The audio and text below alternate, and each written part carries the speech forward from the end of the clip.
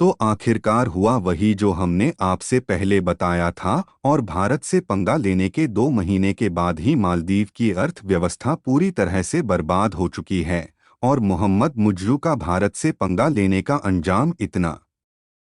भारी पड़ जाएगा, यह मालदीव के राष्ट्रपति मोहम्मद मुइज़्ज़ू को नहीं मालूम था। मालदीव की हालात यह हो गई है कि उसे श्रीलंका और पाकिस्तान जैसे देशों से मदद की भीख मांगना पड़ रहा है और चीन ने माधव का वही हाल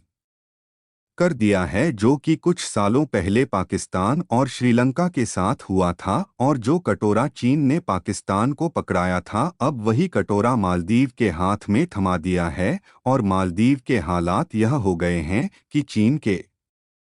जासूसी जहाज मालदीव के आइलैंड पर कब्जा करना शुरू कर दिए हैं और चीन इन जासूसी जहाज का इस्तेमाल भारत के खिलाफ नज़र रखने के लिए करने वाला है और मालदीव के दिवालिया होने की नौबत आ गई है, जहां वह भी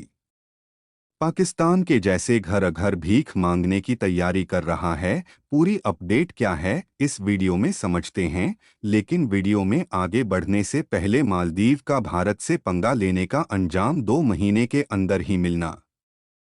शुरू हो गया है, उसके लिए वीडियो को लाइक करके चैनल को सब्सक्राइब जरूर कीजिएगा। देखिए, मालदीव ने यह सोचा था कि भारत से दुश्मनी मोल लेगा तो चीन उसकी दर दर पर मदद करता फिरे और मालदीव का यह सोचना बिल्कुल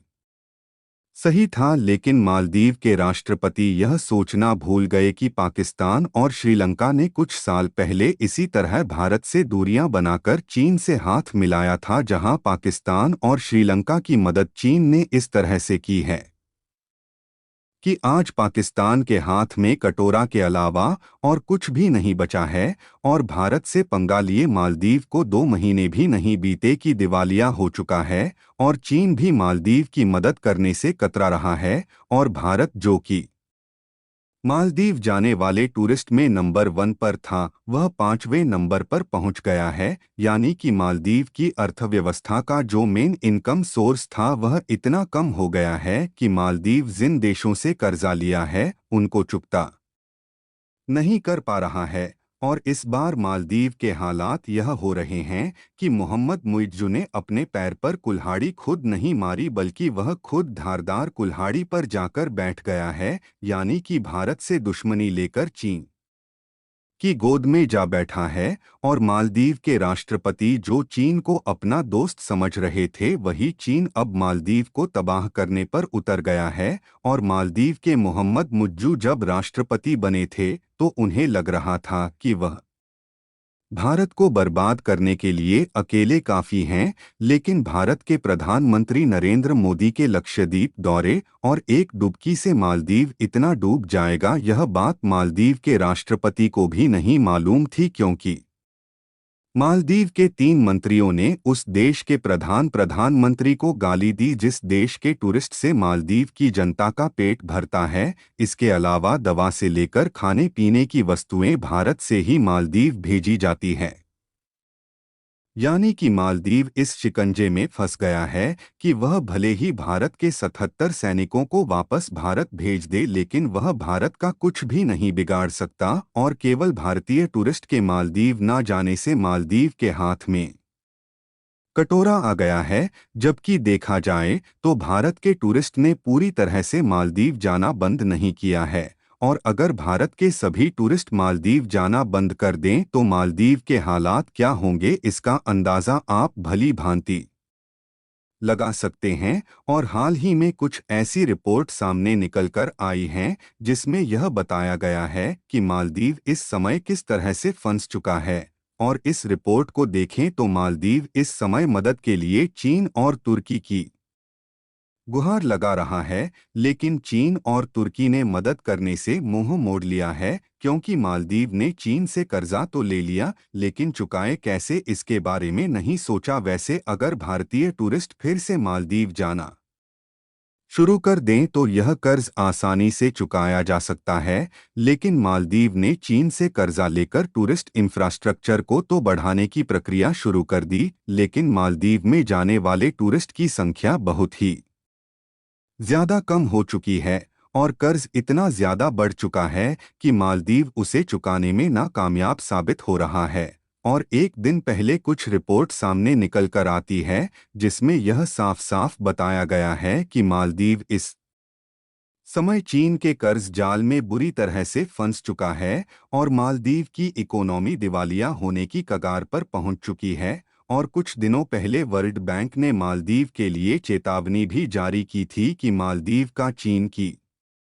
तरफ झुकना मालदीव की अर्थव्यवस्था के लिए बर्बादी का कारण बन सकता है। लेकिन मालदीव के राष्ट्रपति मोहम्मद मुजू भारत विरोध में इतना गिर गए थे कि उन्होंने इस पर ध्यान नहीं दिया और जो रिपोर्ट सामने निकलकर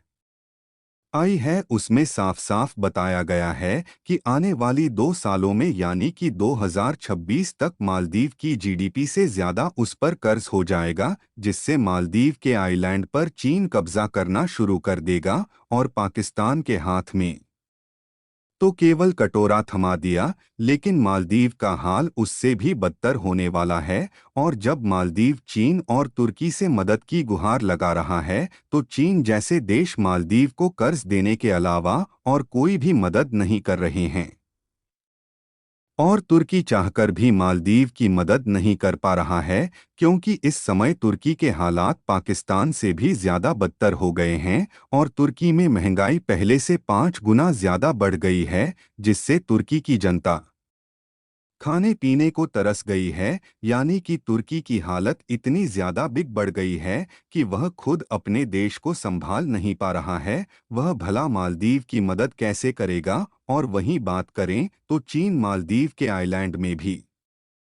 अपने जासूसी जहाज भेजना शुरू कर चुका है, जिससे वह मालदीव की लोकेशन का यूज भारत के खिलाफ कर सके। मालदीव के राष्ट्रपति मोहम्मद मुइज़्ज़ू ने पहले यह सोचा था कि चीन से कर्जा लेकर अपना बेड़ा पार लगा लेंगे, लेकिन मालदीव यह भूल चुका था कि जितना चीन उसे कर्जा दे रहा है उससे ज्यादा तो भारत सहायता राशि के रूप में मालदीव की मदद करता आया था। अगर लेटेस्ट रिपोर्ट की बात करें तो अभी इंटरनेशनल मॉनिटरिंग फंड IMF ने मालदीव को आगाह कर दिया है कि चीन से कर्ज लेना ही मालदीव को बर्बाद कर डालेगा। आपको बता दें कि ऑब्जर्वर रिसर्च फाउंडेशन ने एक रिपोर्ट जारी की है जिसमें यह बताया गया है कि मालदीव ने चीन की the China development bank, the industrial and commercial bank of China and import export bank of China से भारी भरकम मात्रा में कर्ज ले रखा है। अगर वर्ल्ड बैंक की रिपोर्ट की माने तो आने वाले 2 सालों यानी कि 2026 में मालदीव की कुल इकोनॉमी लगभग $5 बिलियन में से $1 बिलियन विदेशी कर्ज के रूप में चुकाने होंगे, जो कि किसी भी देश के लिए कर पाना नामुमकिन है। जहां मालदीव के लिए यह तो बिल्कुल असंभव है। यानी कि 2026 में मालदीव पूरी तरह से दिवालिया होने वाला है और चीन जैसे देशों का कब्जा मालदीव पर शुरू हो जाएगा। अगर बात करें कि मालदीव चीन के जाल में फंसा कैसे, तो ऐसा केवल मालदीव के साथ नहीं हुआ है, बल्कि कई छोटे मोटे देशों के साथ चीन ऑलरेडी कर चुका है। क्योंकि वर्ल्ड बैंक की शर्तें थोड़ा कठिन होती है, जिससे छोटे मोटे देश वर्ल्ड बैंक से लोन नहीं ले पाते और उन्हीं कंट्रीज को चीन अपनी शर्तों के मुताबिक हाई इंटरेस्ट में लोन देकर अपने जाल में फंसा आता है। और वही हाल मालदीव का हुआ है। जब उसे वर्ल्ड बैंक ने लोन देने से मना कर दिया तो वह चीन के पास दौड़ा गया और बीबीसी की एक रिपोर्ट में बताया गया कि इस समय चीन कंट्रीज को कर्ज देने वाले देशों में नंबर 1 पर है। यानी कि कुल मिलाकर मालदीव की वह नौबत आ गई है कि यह तो भारत उसकी मदद करें या फिर चीन वहां के आइलैंड पर कब्जा कर ले। बाकी आपको क्या लगता है कि मालदीव के साथ आगे चलकर क्या होने वाला है? अपनी राय कमेंट में ज़रूर बताएं। मालदीव की ऐसी हालत होने के लिए वीडियो को एक लाइक करके अपने मित्रों तक शेयर करें ताकि उन्हें भी जानकारी मिल सके। जानकारियों